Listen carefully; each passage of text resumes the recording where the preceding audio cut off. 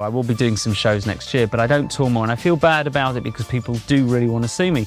But at the end of the day, I find touring a very lonely, isolating experience. It's not a matter of just being lazy. I find it a very lonely experience. And I don't like being surrounded constantly, day after day, by people who are working for me and who I'm in a position of power with, really. I find that very uncomfortable.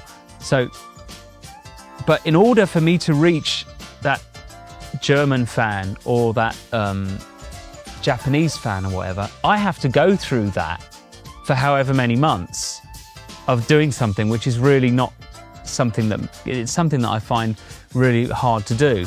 You alluded to some dates next year. Can you say anything more about that? I know you've said many times you're never going to do a tour on the scale of Faith, and maybe for the reasons you just said. Yeah, for exactly those reasons. I love to sing, I hate to tour. You know, I love to sing, I love being up there. I can be George Michael, inverted commas, for a couple of nights, a couple of hours in the evening and have a great time, do a great job, give people what they want, get what I want. But the rest of the day is a nightmare for me.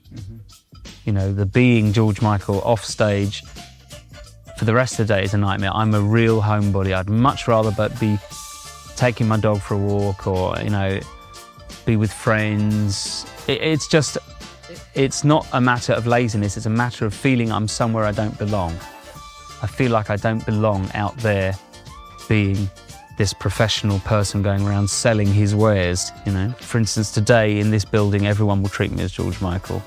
And on Friday at the Unplugged, everybody treated me as George Michael, which is a very strange thing to be treated as.